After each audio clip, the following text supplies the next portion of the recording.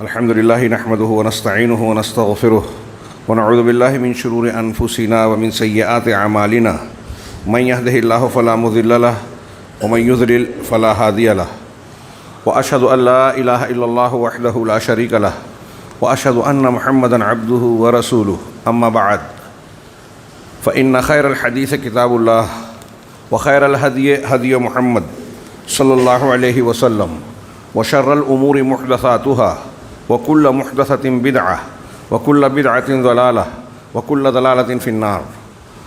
أعوذ بالله من الشيطان الرجيم. بسم الله الرحمن الرحيم. وترى كثيرا منهم يسارعون في الإثم والعدوان وأكلهم السحت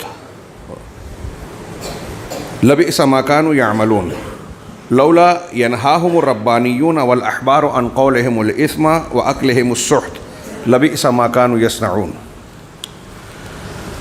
محترم حضرین، انسانی فطرت اور طبیعت میں امن پسندی ہے. ہر انسان یہ چاہتا ہے کہ امن ہو، سکون ہو اور کوئی جھگڑا، کوئی تنازع نہ کیا جائے.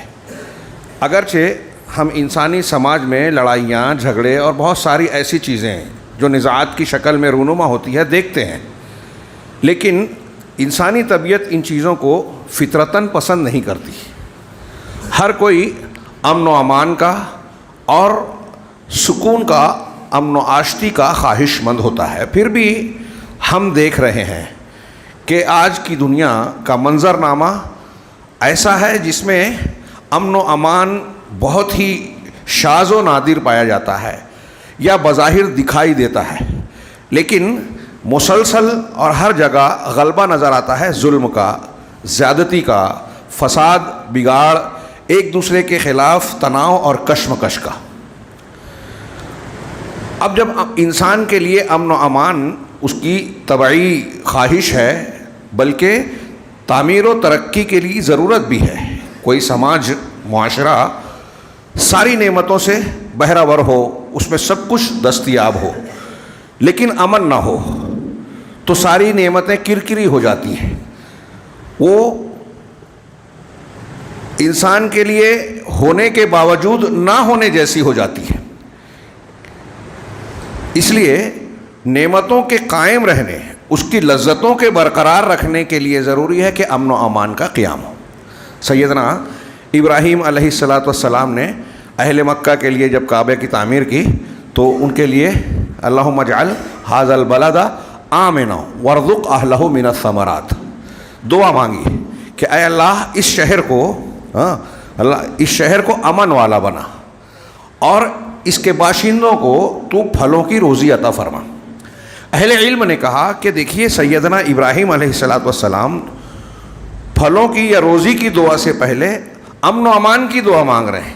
اس سے معلوم ہوا کہ انسان کے لیے، سماج اور معاشرے کے لیے امن کا قیام، سکون اور آشتی یہ روزی سے زیادہ اہمیت کی حامل ہے. کیونکہ اگر امن و امان نہ ہو، فساد ہو، بگاڑ ہو، قتل و غارت گری ہو، خوریزی ہو، تو پھر انسان کے لیے دوسری نعمتیں بے معنی ہو جاتی ہیں. آج ہم اپنے آپ کو فلسطین کے اس ماحول میں، غزہ کے اس ماحول میں رکھ کر دیکھیں جہاں بچے، بوڑھے، جوان، عورتیں، ہر کوئی شخص، ہر کوئی جو ہے ظلم کا نشانہ بنا ہوا ہے. کبھی بھی کوئی بھی افتاد اور آفت آ سکتی ہے، بموں کی شکل میں اور دوسری شکلوں میں. ہر وقت خطرہ اور خوف منڈلا رہا ہے سروں پر. وہ کیفیت کیا ہے؟ ایسی کیفیت میں اگر کوئی دنیا کی کسی لذت اور نعمت کا انہیں ذکر کرے، کھانے پینے کی چیز کو پیش کرے، تو اس میں کتنا مزہ آئے گا. امن و امان اگر نہیں ہے تو ساری نعمتیں بے معنی ہو جاتی ہیں. لہٰذا اس کا قیام اولین ضرورت ہے انسان اور انسانی سماج کے لیے، تعمیر و ترقی کے لیے.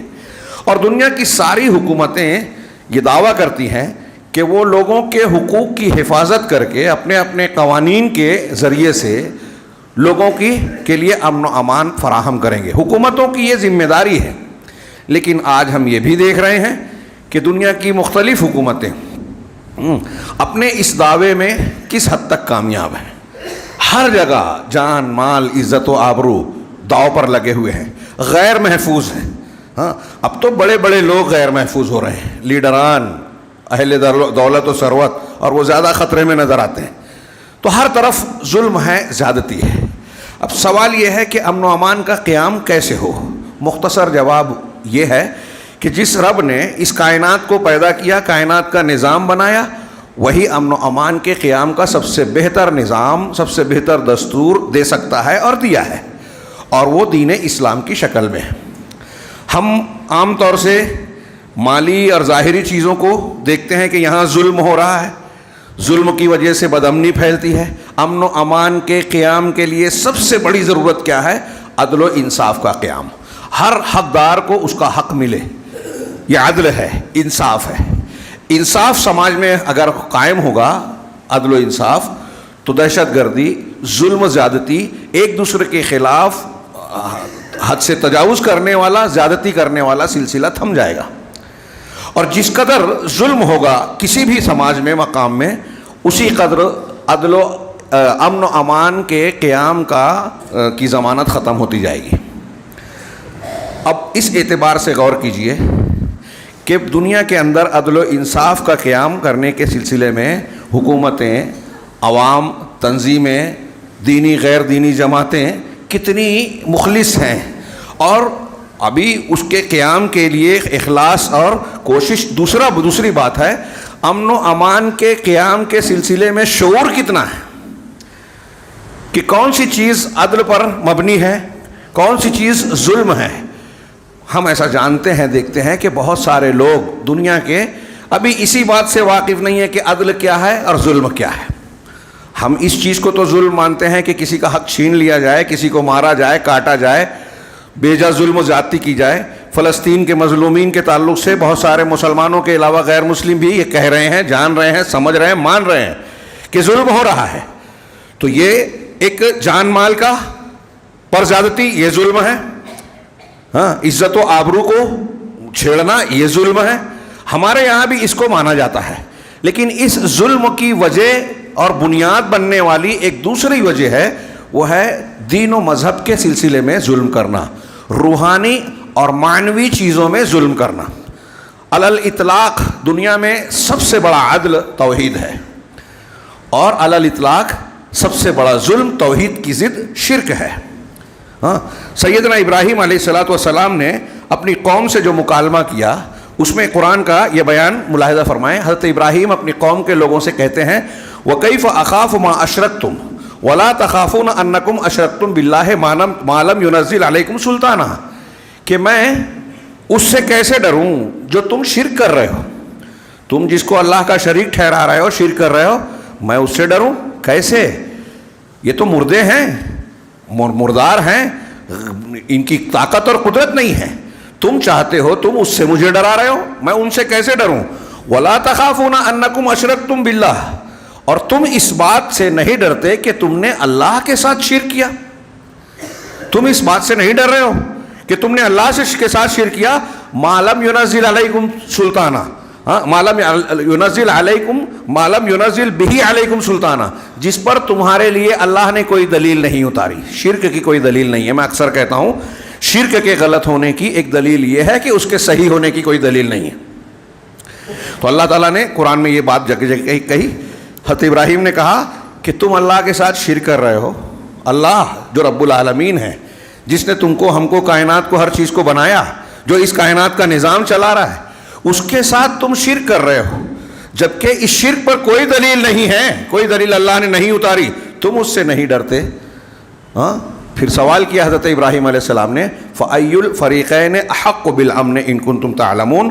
اب تم بتاؤ، اگر علم رکھتے ہو تو غور کرو، سوچو کہ دونوں فریق میں امن کا حقدار کون ہے. امن یعنی اللہ کے عذاب سے، ظلم اور زیادتی سے محفوظ رہنے یا پکڑ اور شدت سے محفوظ رہنے کا حقدار کون ہے، امن کے لائق کون ہے. ان دو فریقوں میں سے تم ہو جو شرک کر رہے ہو، یا میں ہوں جو توحید پر ہوں، شرک نہیں کرتا. دونوں میں سے امن کس کے لائق کون ہے؟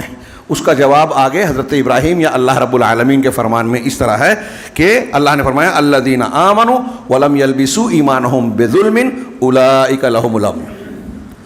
جو لوگ ایمان لائے اور اپنے ایمان کے ساتھ ظلم کی ملاوٹ، آمیزش نہیں کی، ایمان کے ساتھ ظلم نہیں ملایا، وہی اولئک لہم الامن، انہی کے لیے امن ہے.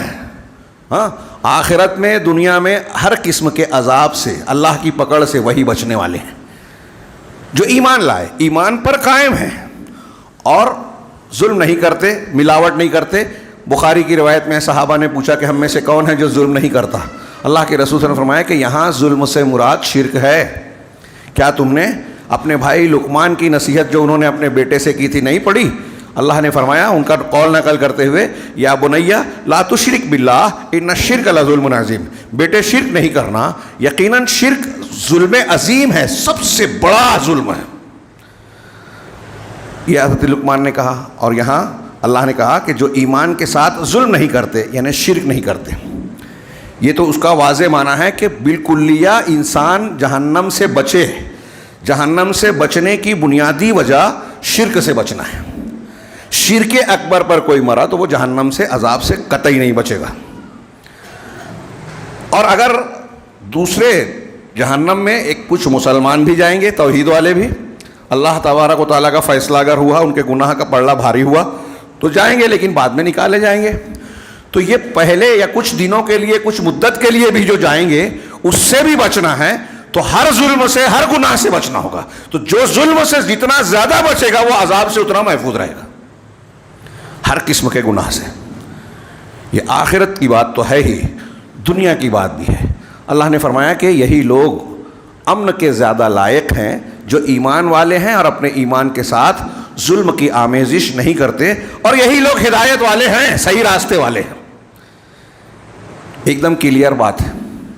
غیر مسلم تو ابھی جانے دیجئے، سیدھی سادھی صاف ستھری قرآن کی بات کو ہمارے بہت سے مسلمان سمجھنے کو تیار نہیں.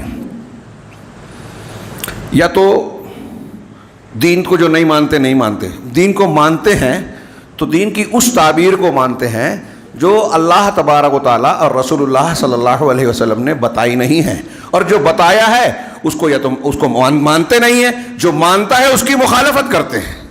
نئے نئے مسلک بنا لیے، نئی نئی فکر ایجاد کر لی، اور ایسے افکار اور مسائل کو اختیار کیا جہاں دین کے نام پر ظلم کیا جا رہا ہے، شریعت کے ساتھ ظلم کیا جا رہا ہے. جو میں نے کہا کہ یہ مالی اور جسمانی قسم کے مظالم سے ہٹ کر ایک روحانی ظلم ہے. یہ بھی ظلم ہے کہ آدمی شرک کرے، یہ بھی ظلم ہے کہ شرک کی تائید کرے، یہ بھی ظلم ہے کہ اللہ کے رسول صلی اللہ علیہ وسلم کے دین کی مخالفت میں بنائے ہوئے دین کو دین بتائے. اس سے بڑھ کر ظلم کیا ہوگا؟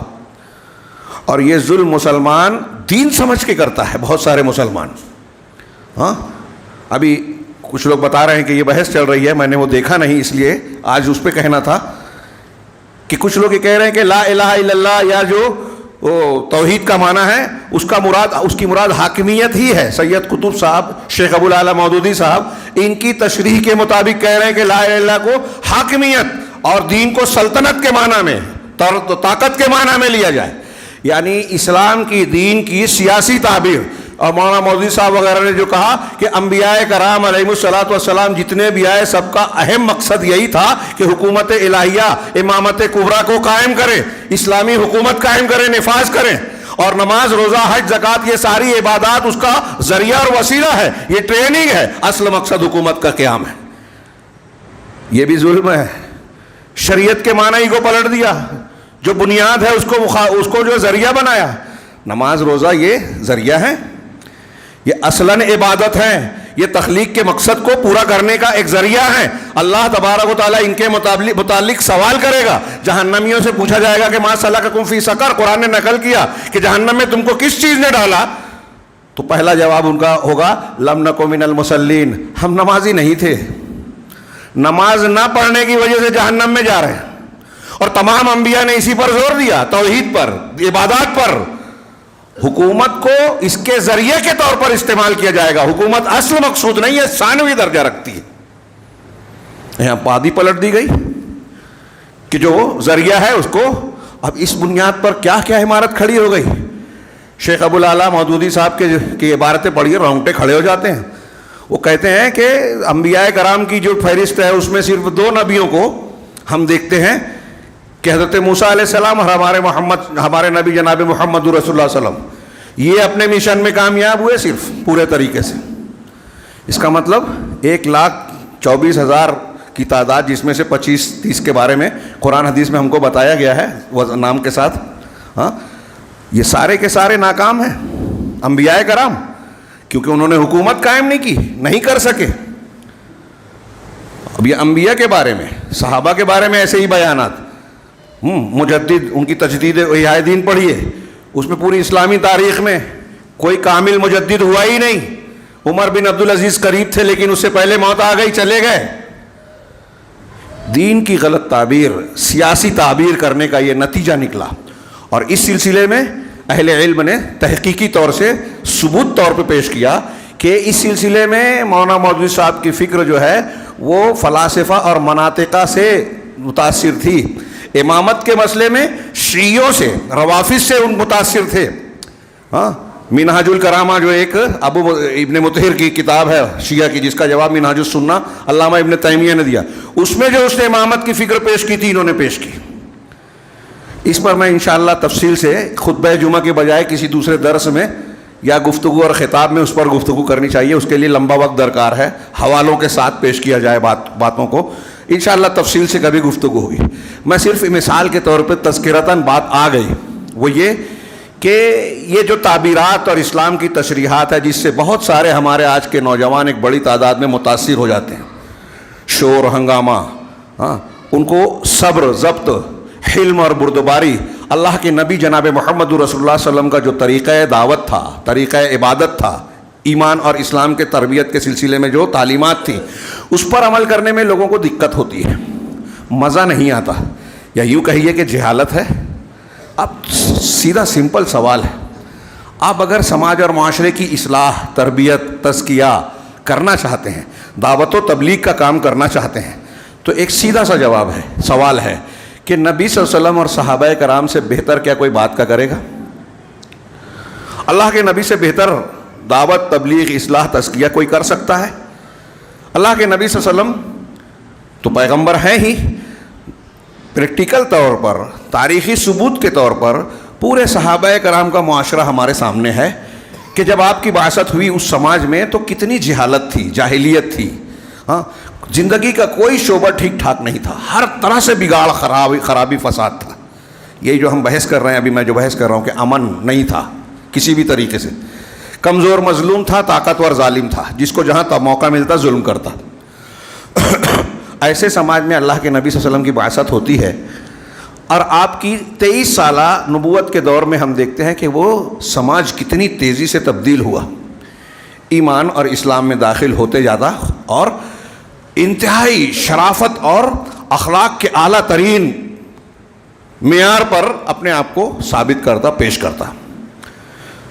دنیا میں اتنا کامل، اتنا بہترین سماج اور معاشرہ جو صحابہ کرام کا تھا، تاریخ کے کسی دور میں آپ کو نہیں ملے گا، نہیں ہے.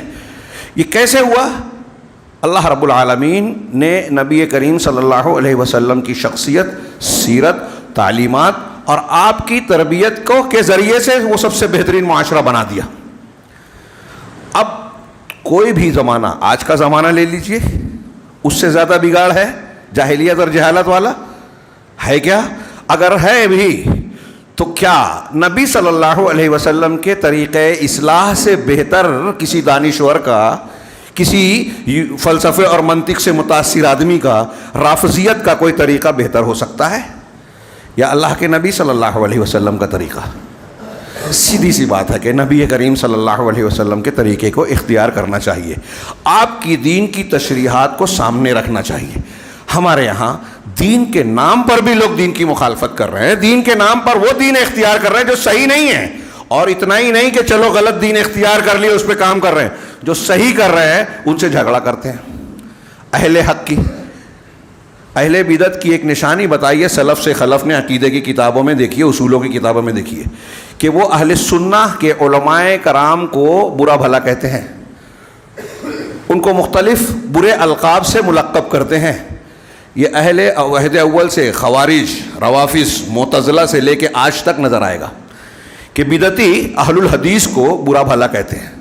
میں نے اس سے پہلے کئی مرتبہ ذکر کیا، امام حاکم ابن قطان کا قول نقل کرتے ہیں کہ روئے زمین پر کوئی بھی بدعتی ہو وہ اہل الحدیث سے بغض ضرور رکھے گا.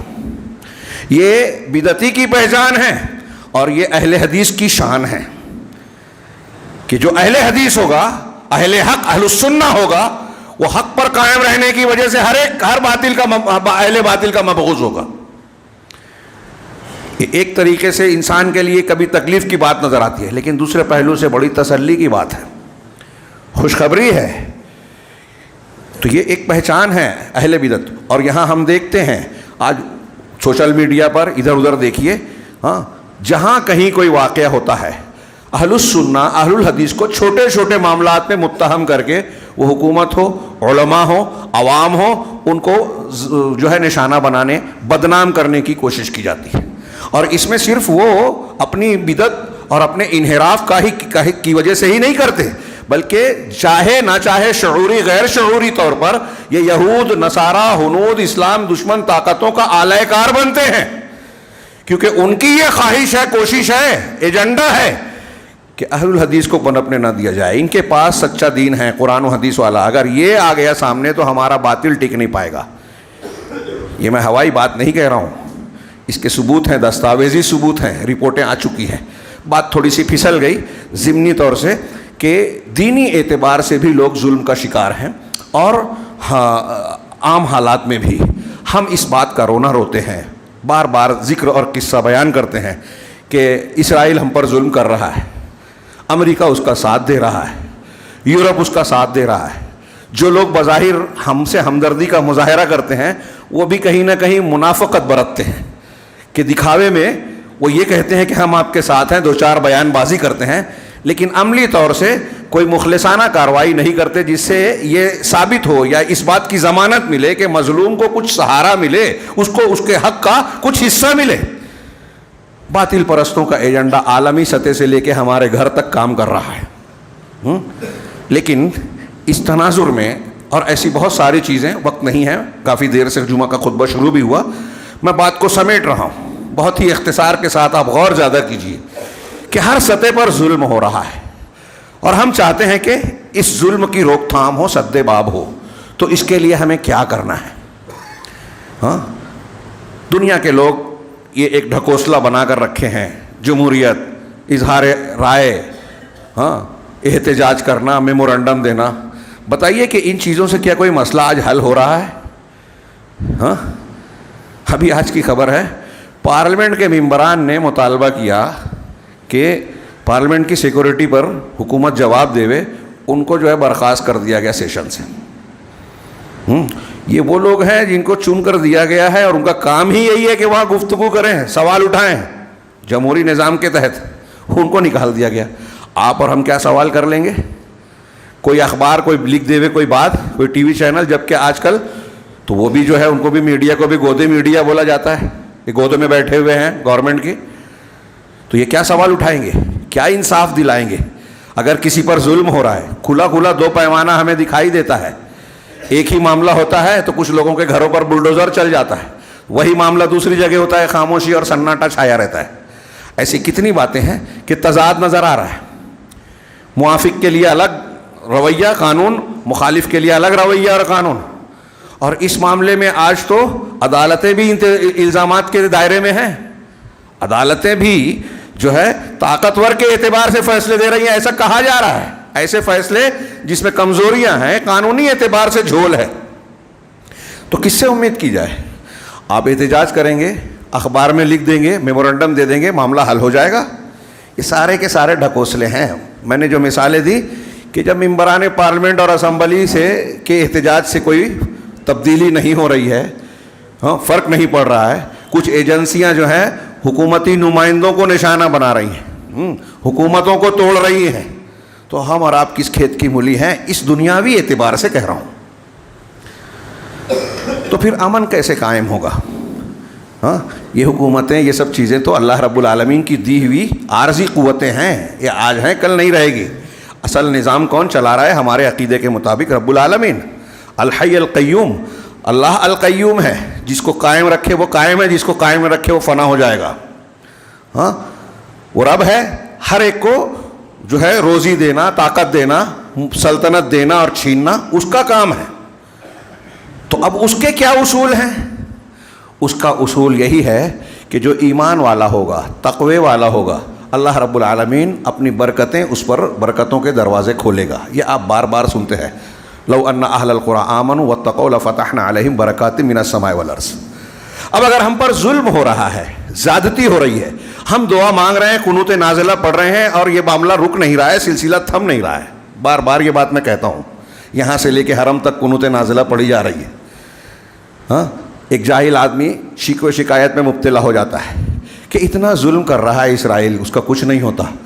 اتنے ظلم ڈھا رہی ہیں حکومتیں، مسجدیں توڑ رہی ہیں، عبادت گاہوں کو نشانہ بنایا جا رہا ہے، بے قصوروں کو گرفتار کیا جا رہا ہے، ہمارے کھانے پینے کے خلاف قانون بنایا جا رہا ہے، ہر جگہ سے گھیرا جا رہا ہے، اور مسلمان ہیں کہ دعائیں مانگتے ہیں، کچھ ہوتا نہیں ہے. اسی کا رد عمل یہ ہوتا ہے کہ ایک آدمی آتا ہے، جوش دلاتا ہے، جذباتیت میں مبتلا کرتا ہے کہ کیا اسلام میں، قرآن میں یہ نہیں ہے، ہتھیار اٹھایا جائے، یہ کیا جائے، وہ کیا جائے، اور ہمارا نوجوان اٹھا کے موقع دے دیتا ہے. حماس کے کچھ لوگوں نے حملہ کیا، ہمارے یہاں لوگ خوش ہو رہے تھے. کون سا جہاد ہے؟ کچھ تھوڑا سا مظاہرہ کر کے، احتجاج کر کے، نقصان پہنچا کے، ہزاروں، 18,000 کے قریب تعداد کل پرسوں تک پہنچ چکی تھی مقتولین کی، شہداء کی، فلسطین کی سرزمین پہ صرف غزہ میں 18,000. کون سا جواز ہے یہ؟ دین کی لڑائی ہے. ان کی جو مظاہرہ کر رہے ہیں، وہ جو حمایت کر رہے ہیں اندھے بہرے ہو کر. ایسا لگتا ہے کہ شعور بالکل ختم ہو گیا ہے امت میں، قوم میں. ہاں، کس کی حمایت کی جائے، کس کی مخالفت کی جائے، کون سا قدم اٹھایا جائے؟ یہ بین الاقوامی سطح سے چھوڑ کر آپ اگر اپنے گھروں میں دیکھیں، ہماری اپنی جماعت میں دیکھیں، اپنے معاملات میں دیکھیں، تو یہاں بھی وہی صورتحال نظر آ رہی ہے. اور میں آج کے خطبے میں یہی بیان کرنا چاہتا تھا کہ اگر ہمارے اوپر ظلم ہو رہا ہے، ظلم کی روک تھام نہیں ہو رہی ہے، اور ہم محسوس کرتے ہیں کہ کھلے عام ایک شخص ہٹ درمی کرتا ہے، ہاں، دیدہ دلیری سے ظلم کر کے بھی اپنے آپ کو جو ہے پاک صاف بتاتا ہے، اسرائیل ہے، امریکہ ہے، ہمارے یہاں کی حکومت ہے، سارے معاملات ہیں، بھوک مری ہے، فاقہ مستی ہے، اور یہ دکھاتے ہیں بڑی ترقی کر رہا ہے ملک، GDP بڑھ رہی ہے، ایسا ہو رہا ہے، ویسا ہو رہا ہے. میڈیا میں، رپورٹ میں الگ کچھ ہے، زمین پر الگ کچھ نظر آتا ہے. تو ہماری اپنی جو انفرادی یا نچلی سطح کی زندگی ہے، وہاں بھی آپ کو یہی نظر آئے گا. ایک آدمی کوئی ظلم کر رہا ہے، کسی کی عزت سے کھیلتا ہے، جماعت کی مخالفت کرتا ہے، غلط کا ساتھ دیتا ہے، غلط کرتا ہے تو ہمارے یہاں غلط کا ساتھ دینے والے، کتنا بھی کوئی غلط ہو اس کا ساتھ دینے والے آپ کو مل جائیں گے. جب یہاں غلط کا ساتھ دے رہے ہیں، ایک آدمی کسی پر ظلم کرتا ہے اور آپ ساتھ دیتے ہو، تو اگر اسرائیل حملہ کر رہا ہے اور امریکہ ساتھ دے رہا ہے، اس کے خلاف پاس ہونے والی اقوام متحدہ میں قرارداد کو جو ہے ویٹو کر دے رہا ہے، تو ہم چیختے چلاتے ہیں کہ یہ تو بہت ظلم ہے، زیادتی ہے. آپ اور ہم بھی تو وہی کر رہے ہیں. ہمارے ہاں جو طاقتور ہے وہ غلط کا ساتھ دیتا ہے. طاقتور سماجی معاشرتی طور پر، جماعتی طور پر، کسی بھی طور پر، ہاں، غلط کا ساتھ دے رہا ہے. تو آپ جب غلط کا ساتھ دے رہا ہے تو آپ کے اوپر والا دے رہا ہے، تو کیا غلط کر رہا ہے؟ آپ اور ہم اگر شرک کر رہے ہیں، آپ اور ہمارے ہاں مسلمانوں میں اسلام کے خلاف شرک بدعت ہو رہا ہے، اور لوگ کہہ رہے ہیں کہ بدعت کو بدعت مت بولو، متحد ہو جاؤ، ہر ایک اپنے اپنے مسلک پر عمل کرو، کوئی شرک کر رہا ہے تو شرک کرنے دو، کوئی قبر پرستی کر رہا ہے کرنے دو، کوئی بدعت و خرافات کر رہا ہے کرنے دو. تو جب ہم اللہ کے دین کو کھلواڑ بننے دینا چاہتے ہیں، قرآن حدیث کو ماننا ہی نہیں چاہتے، قرآن ہے کہہ رہا ہے شرک مت کرو، ہم کہہ رہے ہیں کرنے دو. قرآن کہہ رہا ہے رسول کی اطاعت کر رہا ہو، آپ کہہ رہے ہیں کہ نہیں، بزرگوں، پیروں اور فلاں اور فلاں کی بات بھی ماننے دو، اللہ کے رسول کی سنتوں کو رد کرنے دو. اللہ کی توحید، عظمت و کبریائی کو چھوڑ کر ہمارے ہاں تصوف کے نام پر بزرگان کے واقعات بیان کیے جاتے ہیں، بزرگوں کی طرف وہ چیزیں منسوب کی جاتی ہیں جو اللہ کی خصوصیت ہے. ہم اللہ کی شان اور عظمت میں دھبا لگائیں، شرک کریں، دوسروں کو اللہ رب العالمین کے برابر ٹھہرائیں، اور یہ امید کریں کہ اللہ کی مدد ملے گی. فَأَيُّ الْفَرِيقَيْنِ أَحَقُّ بِالْأَمْنِ، امن کس کو ملے گا، مشرک کو یا موحد کو؟ اللہ نے جواب دیا کہ مشرک کو نہیں ملتا امن. ہم اور آپ امن چاہتے ہیں، مسلمان امن چاہتے ہیں. تو میں نے کئی مرتبہ کہا کہ سب سے بڑا مسئلہ اور بنیاد ہے توحید، عقیدہ. اس کو درست کیا جائے، اور پھر ضمنی طور سے ہم دیکھیں اس توحید کے بگاڑ سے جو ہمارے یہاں سماج اور معاشرے میں بگاڑ ہے. کسی موقع سے تفصیل پیش کروں گا کہ ہمارے یہاں دین بھی لوگوں نے غلط بتایا. دین کا کام کرتے ہیں تو کچھ لوگ صرف فضیلت بتا رہے ہیں, کچھ لوگ یہ بولتے ہیں کہ آپ جو بھی کرو ایک ہو جاؤ, حکومت قائم کرو, اصل مقصد حکومت کی اقامت ہے, حلال حرام اور یہ سب کوئی مسئلہ نہیں ہے, چل جائے گا. تو نتیجہ کیا دیکھ رہے ہیں ہم سماج اور معاشرے میں؟ کون سا مالی ظلم ہو, اخلاقی معاملہ ہو, ہاں لین دین کا, ہر جگہ ظلم ہو رہا ہے, ہر جگہ. ارے دوسروں کی بات چھوڑیے, جو دین کے ٹھیکیدار ذمہ دار بنتے ہیں ان کے یہاں مظالم میں کوئی اصول ضابطہ نہیں ہے. اگر اپنے ساتھ والا ہے تو چور بھی مقرب ہے, اور مخالف اگر ہے تو اس کی اچھائیوں پر بھی کہ درس قرآن درس حدیث بھی روک دو. ہمارا ساتھی ہے تو چور بھی ہے تو چلے گا, خیانت کرنے والا چلے گا. تو آپ کے پاس کوئی اصول ہے؟ کوئی یہ نہ سمجھے میں فلاں پر طنز اور تعریض کر رہا ہوں, یہ نتائج ہیں ہمارے اعمال جس کو ہم بھوگ رہے ہیں. اب اگر حکومتیں یا اوپر کے لوگ ہم پر ظلم کر رہے ہیں تو آپ شکایت مت کیجئے, کل آپ کو بھی چھیڑا جائے گا, آپ پر بھی ظلم ہوگا, آپ کی بھی حکومت یا جو آپ کی طاقت ہے جس پر گھمنڈ ہے آپ کو چھین لیا جائے گا. فرعون فرعون اور نمرود نہیں بچے, آپ اور ہم کیا ہیں؟ تو میں یہ کہہ رہا تھا کہ آپ چھوٹے چھوٹے سطح پر دیکھیے, یہ ہمارے یہاں سماج میں جو مسائل ہیں نا, ایک ایک موضوع کو لے کر بحث کرنے والا خطبہ اور درس دینے والا ہے, لیکن اب خطبے اور درس بھی کتنے مفید ہوتے ہیں. کچھ لوگ سنتے ہیں اس کے بعد بھول جاتے ہیں. زیادہ سے زیادہ مولانا نے اچھا کہا برا کہا, اس سے زیادہ فرق پڑتا ہوا نظر نہیں آتا. اب وہ سماج تو ہے نہیں کہ قرآن حدیث سننے کے بعد آدمی بدل جائے, گناہ سے توبہ کر لے, ایسا لگتا ہی نہیں ہے. ہمارے دلوں میں توحید جو نہیں ہے, اللہ کی عظمت نہیں ہے, آخرت کا ڈر نہیں ہے, اللہ کے عذاب کا خوف نہیں ہے, اس لیے یہ باتیں بھی بیکار نظر آتی ہے. ہاں اب دیکھیے ہمارے سماج اور معاشرے میں کتنے مظالم ہیں. ابھی وراثت کے مسائل ہمارے ہاں گھر گھر میں ہیں, حصے بکرے کے جھگڑے.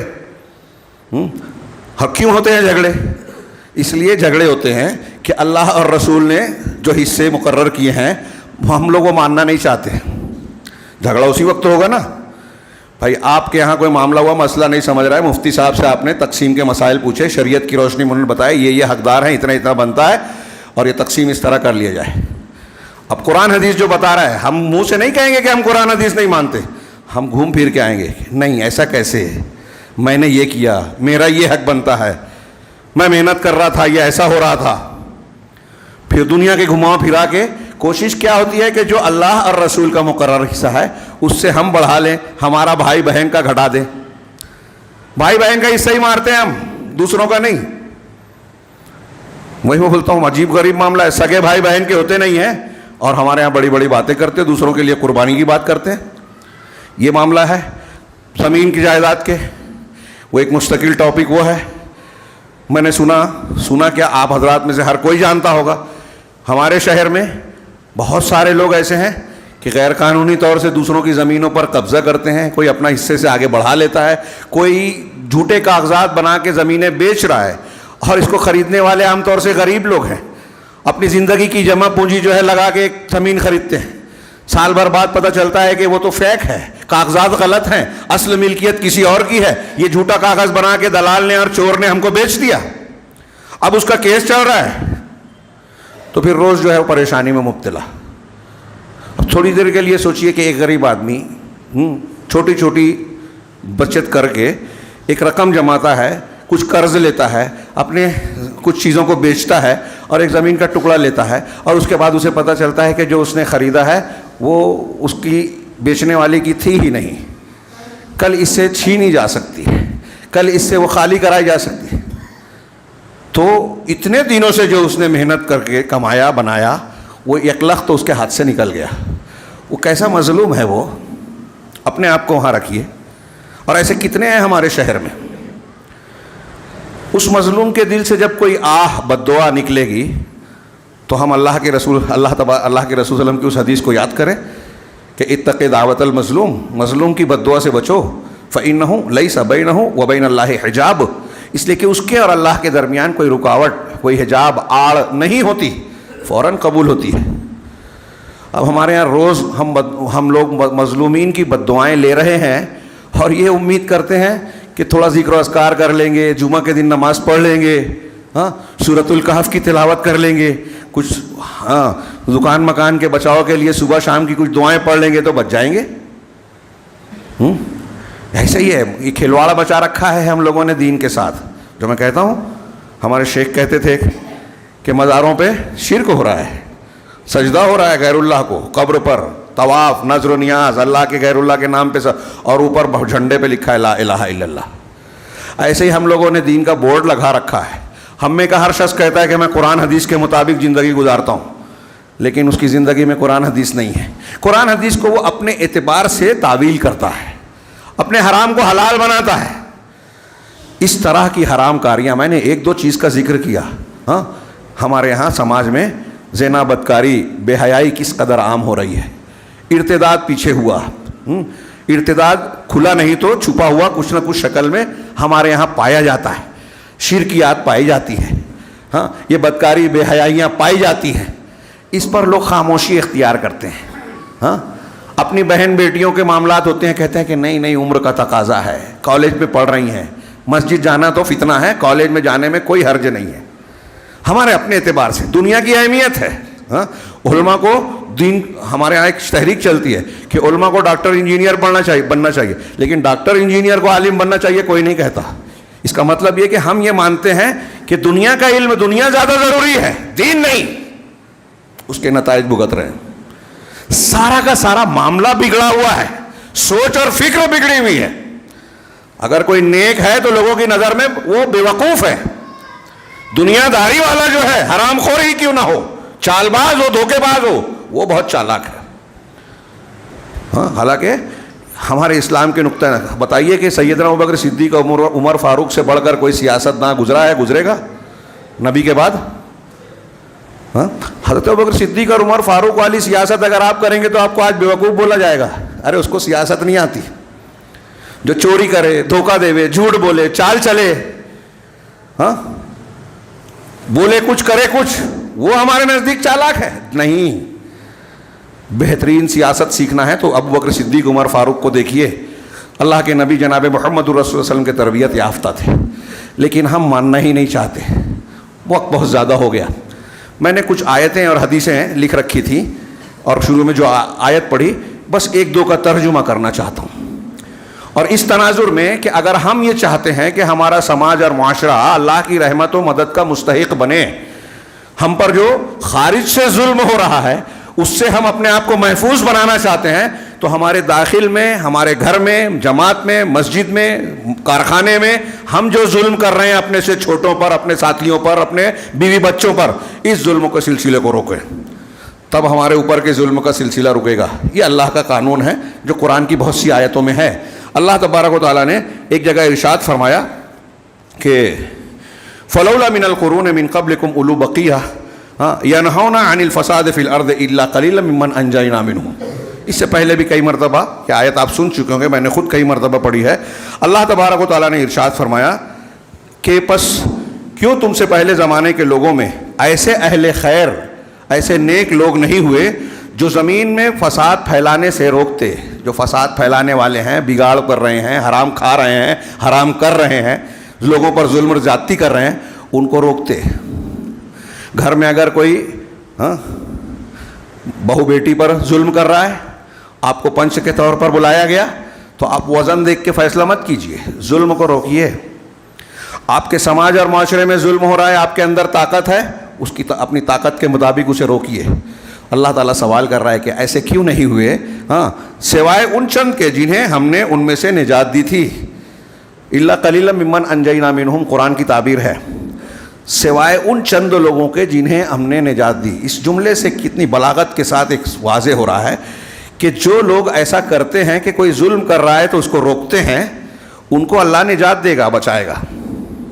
ان کو ہم نے نجات دی, مگر ایسے بہت تھوڑے لوگ تھے. اس کا دوسرا مطلب, الٹا مطلب کیا ہوا کہ جن لوگوں نے ایسا نہیں کیا, اپنی طاقت ہوتے ہوئے آنکھ بند کر لی, کیوں دوسروں کے پھٹے میں ہاتھ پیر ڈالے.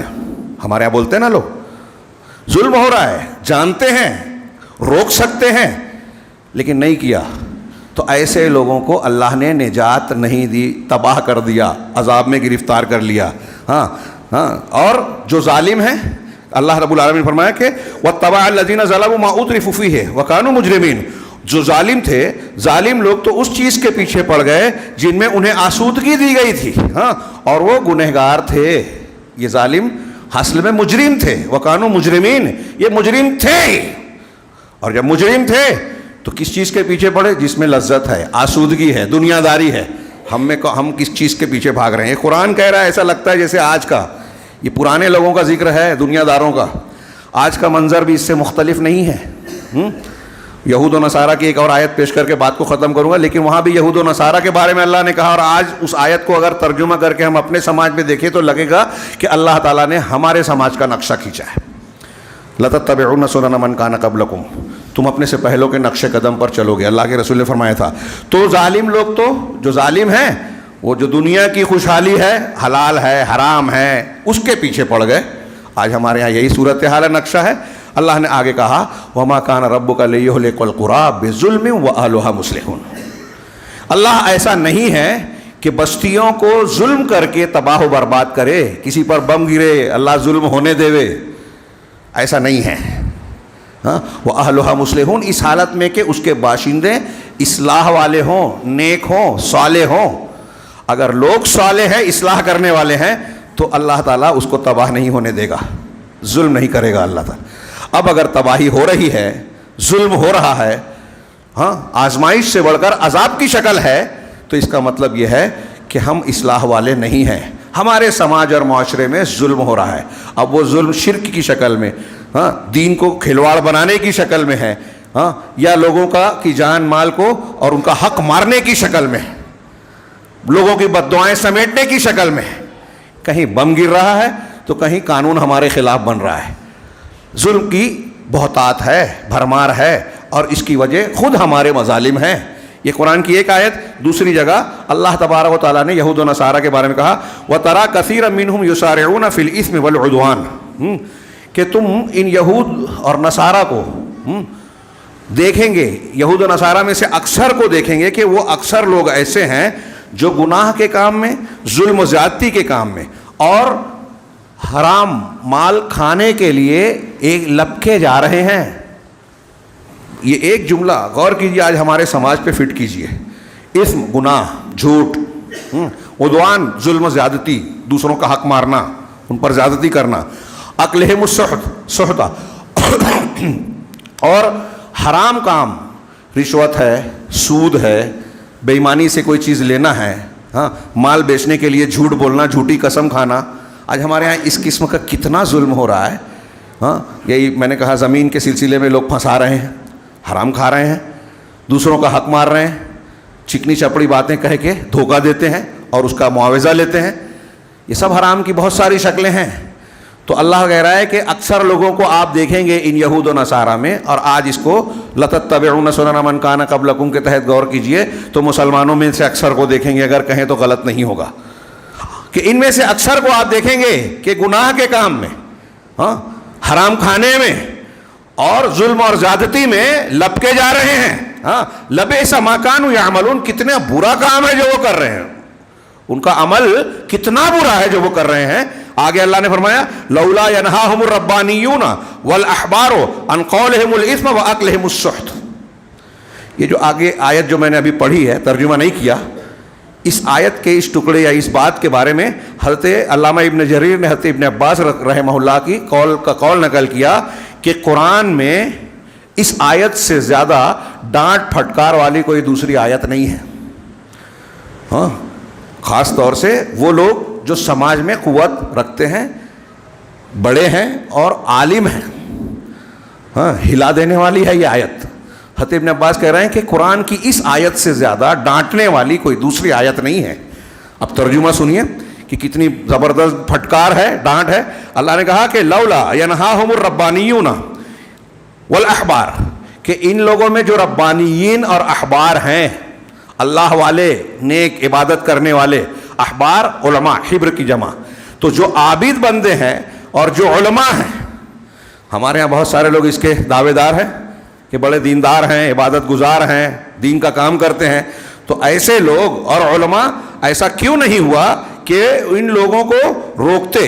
ہاں، ان قولہم الاثم واکلہم السحت، ان کے جھوٹ باتوں کے بولنے اور حرام کھانے سے کیوں نہیں روکتے؟ ہاں، ان کے علماء، ان کے عبادت گزار لوگوں کو اپنے سماج اور معاشرے میں جو حرام کھوری ہو رہی ہے، جھوٹ باتیں ہو رہی ہے، اب جھوٹ بات بہت جامع ہے، وقولہم الاسم، گناہ کی بات کہنا، اب اس میں شرک بھی ہے، بدعت کی تائید بھی ہے، الٹی سیدھی باتیں ہیں. ابھی ہمارے یہاں لوگ بولتے ہیں شیخ عبد القادر جیلانی مردے کو زندہ کر دیا، ہمارا پبلک بول رہی ہے واہ واہ سبحان اللہ الحمدللہ. یہ جھوٹ بات بول رہے ہیں. اللہ رب العالمین کی شان میں گستاخی ہو رہی ہے، سنت کے مقابلے میں بدعت کو پیش کیا جا رہا ہے. یہ سب سے بڑا جھوٹ ہے. جھوٹی حدیثیں بیان کر رہے ہیں دین کے نام پہ. تو جھوٹ بات میں یہ جھوٹ بول کر زمین بیچنا، جھوٹ بول کر اپنا پھل بیچنا، ایک پھل والا بھی جھوٹ بول کے بیچ رہا ہے، وہ بھی جو ہے جھوٹ بات میں شامل ہے.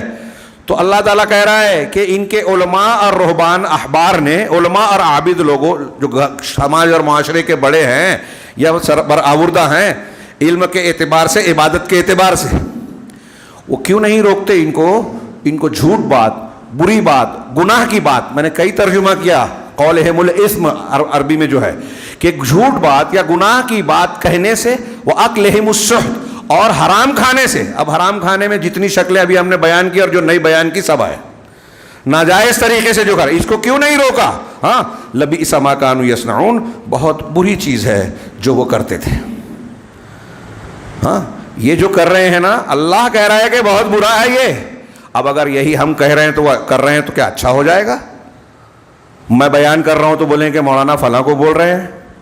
فلاں نہیں، یہ قرآن کی آفاقی تعلیم ہے. ہر زمانے، ہر علاقے، ہر انسان کے لیے ہے. آپ کے لیے ہے، میرے لیے، ان کے لیے، سب کے لیے ہے. جو یہ کرے گا وہ برا کر رہا ہے. اب کسی پر فٹ ہوتا ہے تو وہ اپنی اصلاح کرے. ان دو آیتوں کو اور اس سے پہلے کی باتوں کو پیش کرنے کے بعد ایک حدیث کو بیان کر کے جو آپ سن چکے ہیں صرف فٹ کر لیجئے اپنے اوپر. اللہ رب العالمین کا، نبی کریم صلی اللہ علیہ وسلم کا فرمان ہے والذی نفسی بیدی لتأمرن بالمعروف ولتنہون عن المنکر. اس ذات کی قسم جس کے قبضے میں میری جان ہے، اللہ کی قسم، تم ضرور بضرور نیکیوں کا حکم دیتے رہو. ڈبل تاکید کے ساتھ کہا، قسم کھا کے. اللہ رب العالمین، اللہ کے رسول صلی اللہ علیہ وسلم نے بہت پختہ کہ نیکی کا حکم دیتے رہو. وَلَتَنْهَوُنَّ عَنِ الْمُنْكَرِ، اور منکر سے روکتے رہو. میں آج کے خطبے میں جو میرا مرکزی عنوان سوچ کر آیا تھا اور نہیں دے سکا، حالانکہ کافی باتیں آئی، وہ یہ کہ نہی عن المنکر، برائی سے روکنا. یہ ہمارے سماج میں دیندار لوگ بھی نہیں کرتے. دین کا مظاہرہ کرتے ہیں. اب جو لوگ فضائل بیان کر رہے ہیں ان کو آپ بولیں کہ بھائی وہ بدعت ہے، قرآن نہیں، ہم مسائل میں نہیں پڑھتے. برائی سے روکنے میں سامنے والا ناراض ہو جائے گا تو ناراضگی لوگ کو نہیں مول لے لینی ہے. اللہ ناراض ہو رہا ہے اس کی پرواہ نہیں ہے، آپ یہ کہنا چاہتے ہو؟ بندہ یہ سوچے گا نہیں، لیکن نتیجہ تو یہی ہے کہ آپ لوگوں کی ناراضگی نہیں لینا چاہتے. اللہ ناراض ہو رہا ہے اس پہ. آپ کے سماج میں برائی ہو رہی ہے تو اللہ ناراض ہوگا نا، آپ اس کو روک نہیں رہے ہیں. تو اب فضائل والے برائی سے نہیں روک رہے ہیں. ایک آدمی شرک کر رہا ہے، وہ یہ نہیں بولیں گے کہ آپ شرک کر رہے ہیں، رک جائیے، اللہ اسے معاف نہیں کرے گا. ایک آدمی نعتیہ کلام پڑھ رہا ہے صبح میں، ہم مصلحتوں کا شکار ہیں، بول بھی نہیں سکتے، بولیں گے تو جھگڑا ہوگا، یہ الگ بات ہے، مصلحت راجحہ. لیکن کوئی بندہ بولنے والا نہیں ہے. کہ اول تو آپ غلط کر رہے ہو، دوسرا یہ کہ غلط کر کے بچوں پر غلط اثر ڈال رہے ہیں. آپ کی عبادت آپ ہنگامہ شور کیوں کرتے ہیں؟ اور یہ نظمیں، ترانے دین کے نام پر دین کا حصہ نہیں ہے. صحابہ تابعین میں طریقہ نہیں تھا. یہ میں نے ایک دو مثالیں دی.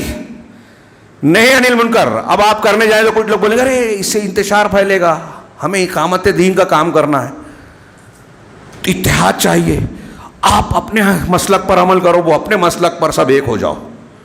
یہ کون سا اتحاد ہے؟ یہ اتحاد ہے؟ اگر ایسا ہی اتحاد ہے تو پھر غیر مسلموں سے بھی اتحاد کر لیجئے. ان کے یہاں بھی شرک ہے، ہمارے یہاں بھی شرک پایا جاتا ہے، نام کا فرق ہے. کوئی کہتا ہے کہ نہیں حنفی شافعی مالکی کا جس طرح اختلاف ہے ویسے ہی رافضی اور سنی کا اختلاف ہے، شیعہ سنی کا. کیا ایسا ہی ہے؟ کتنی جہالت ہے. وہاں قرآن کو نہیں مانتے. اللہ رب العالمین کی ذات و صفات کے تعلق سے وہاں کھلا انحراف اور کفر پایا جاتا ہے. صحابہ کو کافر کہا جاتا ہے. ہاں حضرت صدیق عمر فاروق کو کافر کہتے ہیں، ہم سے اتحاد کریں گے؟ جو سب سے بہترین مسلمان ہیں ان کو کافر کہتے ہیں، ان پر لعنت بھیجنا ان کے یہاں اسلام ہے، اور تحریکی اخوانی یہ کہتے ہیں کہ ان سے اتحاد کیا جائے. ہاں ان سے اتحاد، سعودی عرب اہل الحدیث نہیں چلیں گے. عجیب تضاد ہے. جو قرآن حدیث کی بات کرتا ہے وہ ان کا دشمن ہے، اور جو صحابہ کو برا کہتا ہے وہ ان کا دوست ہے. اور ہمارے یہاں لوگ آنکھیں بند کر کے اندھے ہو کر ان کی تائید کرتے ہیں، خاموش رہتے ہیں، بحث کرتے ہیں سوشل میڈیا پر. منکرین حدیث، صحابہ کو برا بھلا کہنے والے، قادیانی اور نہ جانے کون کون گمراہ لوگ پنپ رہے ہیں. نہیں، انل منکر نہیں ہے ہمارے یہاں. ابھی تو بہت سارے لوگوں کو اس کا بھی شعور نہیں ہے کہ منکر کیا ہے. شرک کر رہے ہیں، اس کو منکر سمجھتے ہی نہیں ہے. بدعت ہے، خرافات ہے، منکر سمجھتے ہی نہیں ہے.